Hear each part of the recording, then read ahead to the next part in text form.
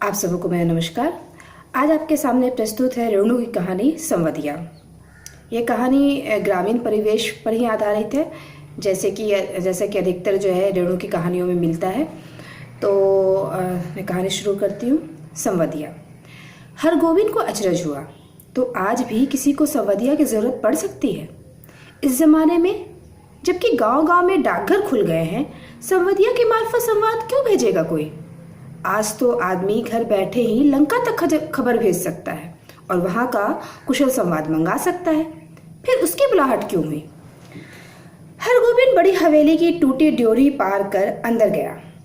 सदा की भांति उसने वातावरण को सूंघकर संवाद का अंदाजा लगाया। निश्चय कोई गुप्त समाचार ले जाना है। चांद सूरज को भी नहीं मालूम हो, परेवा पंछी तक ना जाने। पाँव लागी बड़ी बहुरिया। बड़ी हवेली की बड़ी बहुरिया ने हरगोविंद को पीठ दी और आंख के इशारे से कुछ देर चुपचाप बैठने को कहा। बड़ी हवेली अब नाम मात्र को ही बड़ी हवेली है, जहां दिन रात नौकर नौकरानियों और जन मजदूरों की भीड़ लगी रहती थी। वहां आज हवेली की बड़ी बहुरिया अपने हाथ से सूपा में अनाज लेकर झटक रही है। इन हाथों में सिर्फ मेहंदी लगाकर ही गांव की नाइन परिवार पालती थी। कहाँ गए वे दिन? हरगोविंद ने लंबी सांस ली। बड़े भैया के मरने के बाद ही जैसे सब खेल खत्म हो गया। तीनों भाइयों ने आपस में लड़ाई झगड़ा शुरू किया। रैयतों ने जमीन पर दावे करके दखल किया। फिर तीनों भाई गांव छोड़कर शहर में जा बसे। रह गई बड़ी बहुरिया। कहाँ जाती बेचारी? भगवान भले आदमी को ही कष्ट देते हैं, नहीं तो 1 घंटे की बीमारी में बड़े भैया क्यों मरते? बड़ी बहुरिया की देह से जेवर खींच खींच कर बंटवारे की लीला हुई थी। हरगोविंद ने देखी है अपनी आंखों से द्रौपदी चीरहरण लीला। बनारसी साड़ी को 3 टुकड़े करके बंटवारा किया था निर्दय भाइयों ने। बेचारी बड़ी बहुरिया। गांव की मुदियाइन बूढ़ी न जाने कब से आंगन में बैठकर बड़बड़ा रही थी। उधार का सौदा खाने में बड़ा मीठा लगता है और दाम देते समय मुदियाइन की बात कड़वी लगती है। मैं आज दाम लेकर ही उठूंगी। बड़ी बहुरिया ने कोई जवाब नहीं दिया। हरगोविंद ने फिर लंबी सांस ली। जब तक ये मुदियाइन आंगन से नहीं टलती, बड़ी बहुरिया हरगोविंद से कुछ नहीं बोलेगी। वह अब चुप नहीं रह सका। मुदियाइन काकी, बाकी बकाया वसूलने का यह काबुली कायदा तो तुमने खूब सीखा है। काबुली कायदा? सुनते मुदियाइन तमक कर खड़ी हो गई। चुप रहा मुझों से निमोचिए। क्या करूं काकी, भगवान ने मूस दाढ़ी दी नहीं, न काबुली आगा की तरह गुलजार दाढ़ी। फिर काबुल का नाम लिया तो जीभ पकड़कर खींच लूंगी। हरगोविंद ने जीभ बाहर निकाल कर दिखलाई, अर्थात खींच ले। 5 साल पहले गुल मोहम्मद आगा उधार कपड़ा लगाने के लिए गांव में आता था और मुदियाइन के उसारे पर दुकान लगाकर बैठता था। आगा कपड़ा देते समय बहुत मीठा बोलता और वसूली के समय जोर जुल्म से 1 का 2 वसूलता। एक बार कई उधार लेने वालों ने मिलकर काबुली की ऐसी मरम्मत कर दी कि फिर लौटकर गांव में नहीं आया। लेकिन इसके बाद ही दुखनी मुदियाइन लाल मुदियाइन हो गई। काबुली क्या, काबुली बादाम के नाम से चिढ़ने लगी। गांव के नाचने वालों ने नाच में काबुली का स्वांग किया था।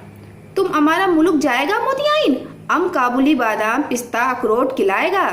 मुदियाइन बड़बड़ाती गाली देती हुई चली गई तो बड़ी बहुरिया ने हरगोविंद से कहा, हरगोविंद भाई, तुमको एक संवाद ले जाना है, आज ही। बोलो, जाओगे ना? कहाँ? मेरी माँ के पास। हरगोविंद बड़ी बहुरिया की छलछलाई आंखों में डूब गया। कहिए, क्या संवाद है? संवाद सुनाते समय बड़ी बहुरिया सिसकने लगी। हरगोविंद की आंखें भी भर आई। बड़ी हवेली की लक्ष्मी को पहली बार इस तरह सिसकते देखा है हरगोविंद ने। वह बोला, बड़ी बहुरिया, दिल को कड़ा कीजिए। और कितना कड़ा करूँ दिल? माँ से कहना, मैं भाई भाभीियों की नौकरी करके पेट पालूंगी, बच्चों के जूठन खाकर एक कोने में पड़ी रहूंगी, लेकिन यहाँ अब नहीं रह सकूंगी। कहना, यदि माँ मुझे यहाँ से नहीं ले जाएगी तो मैं किसी दिन गले में घड़ा बांधकर पोखरे में डूब मरूंगी। बथुआ साग खाकर कब तक जीऊं? किस लिए, किसके लिए? हरगोविंद का रोम रोम कलपने लगा। देवर देवरानियां भी कितने बेदर्द हैं। ठीक अगहनी धान के समय बाल बच्चों को लेकर शहर से आएंगे। 10-15 दिनों में कर्ज उधार की ढेरी लगाकर वापस जाते समय 2-2 मन के हिसाब से चावल चूड़ा ले जाएंगे। फिर आम के मौसम में आकर हाजिर, कच्चा पक्का आम तोड़कर बोरियों में बंद करके चले जाएंगे। फिर उलटकर कभी नहीं देखते। राक्षस है सब। बड़ी बहुरिया आंचल के खूंट से 5 रुपए का एक गंदा नोट निकाल कर बोली, पूरा राह खर्च भी नहीं जुटा सकी। आने का खर्चा माँ से मांग लेना। उम्मीद है भैया तुम्हारे साथ ही आवेंगे। हरगोविंद बोला, बड़ी बहुरिया, राह खर्च देने की जरूरत नहीं, मैं इंतजाम कर लूंगा। तुम कहाँ से इंतजाम करोगे? मैं आज 10 बजे की गाड़ी से ही जा रहा हूँ। बड़ी बहुरिया हाथ में नोट लेकर चुपचाप भाव शून्य दृष्टि से हरगोविंद को देखती रही। हरगोविंद हवेली से बाहर आ गया। उसने सुना बड़ी बहुरिया कह रही थी, मैं तुम्हारी राह देख रही हूँ। संवदिया अर्थात संदेशवाहक। हरगोविंद संवदिया। संवाद पहुंचाने का काम सभी नहीं कर सकते। आदमी भगवान के घर से ही संवदिया बनकर आता है। संवाद के प्रत्येक शब्द को याद रखना, जिस सुर और स्वर में संवाद सुनाया गया है ठीक उसी ढंग से जाकर सुनाना सहज काम नहीं।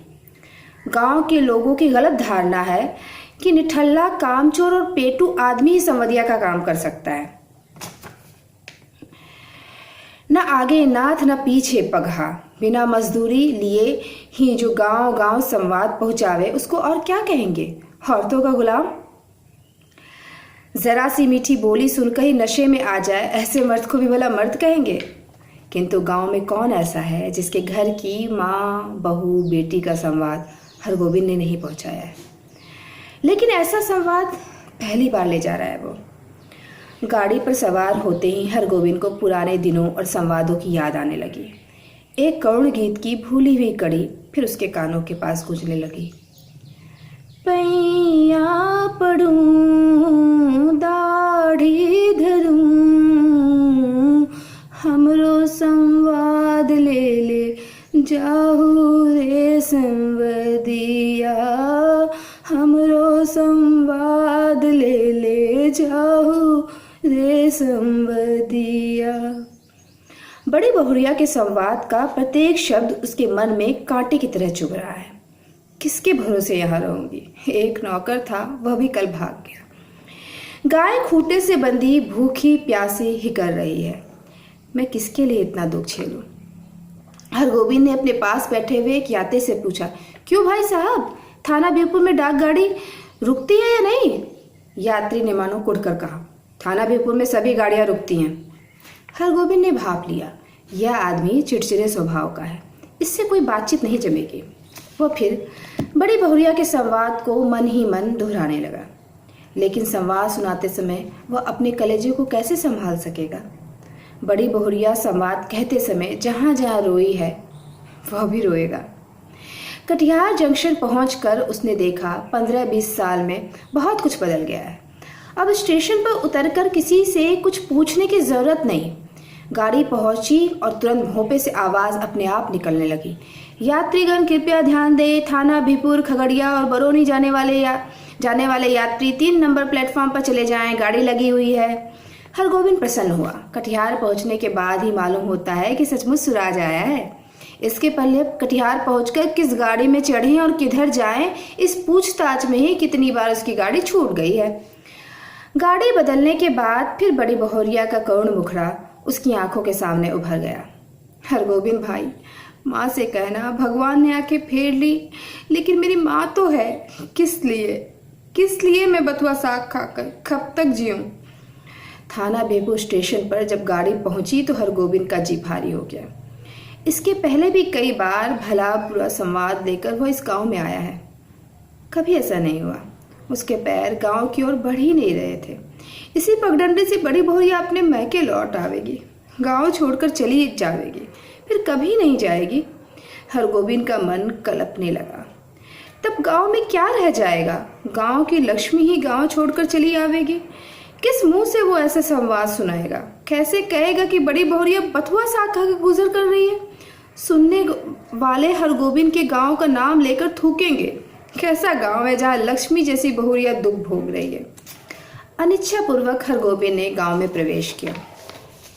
हरगोविंद को देखते ही गांव के लोगों ने पहचान लिया, जलालगढ़ गांव का संवदिया आया है।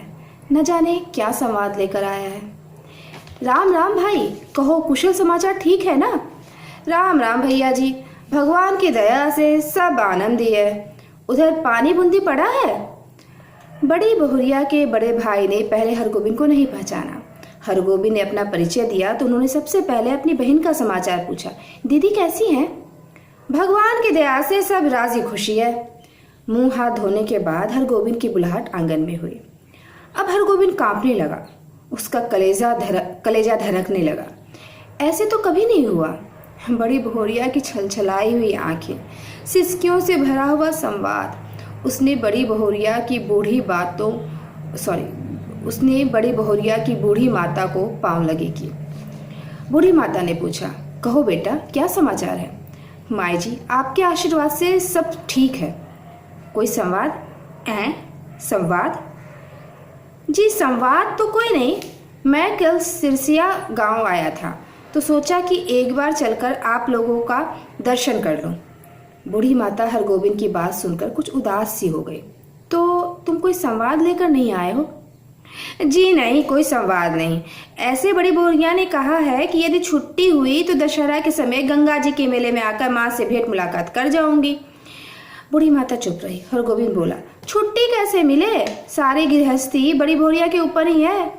बूढ़ी माता बोली, मैं तो बबुआ से कह रही थी कि जाकर दीदी को लिवा लाओ, यही रहेंगी। वहाँ अब क्या रह गया है? जमीन जायदाद तो सब चली ही गई। तीनों देवर अब शहर में जाकर बस गए, कोई खोज खबर भी नहीं लेते। मेरी बेटी अकेली।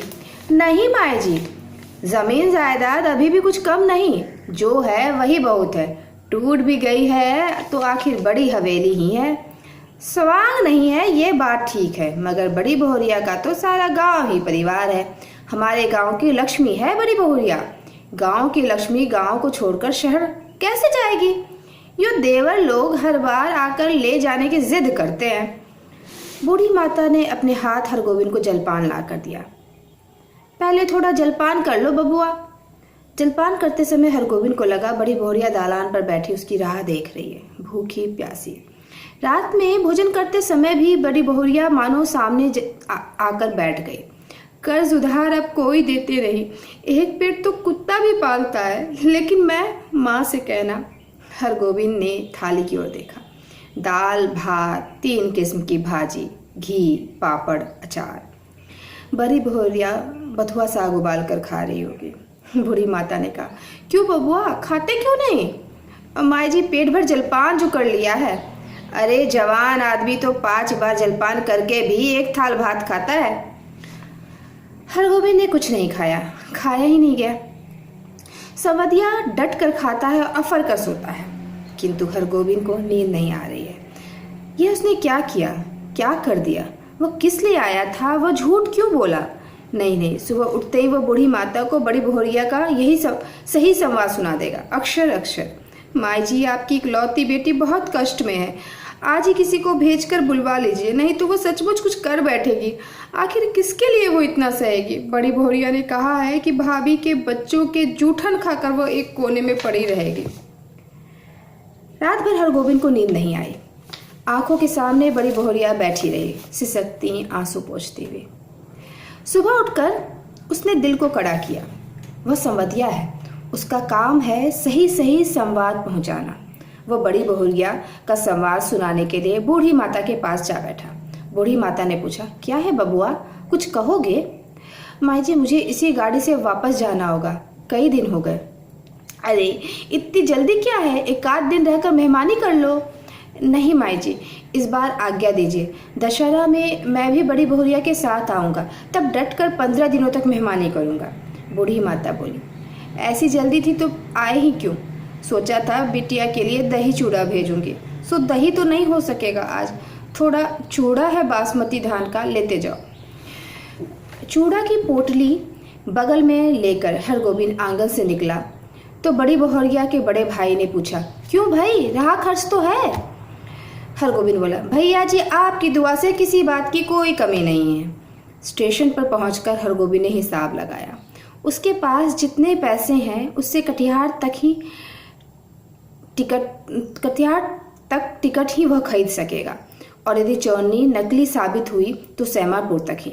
बिना टिकट के वह स्टेशन भी नहीं जा सकेगा। डर के मारे उसकी देह का आधा खून सूख जाएगा। गाड़ी में बैठते ही उसकी हालत अजीब हो गई। वह कहाँ आया था, क्या करके जा रहा है, बड़ी बहुरिया को क्या जवाब देगा। यदि गाड़ी में निर्गुण गाने वाला सूरदास नहीं आता तो न जाने उसकी क्या हालत होती। सूरदास के गीतों को सुनकर उसका जी स्थिर हुआ थोड़ा।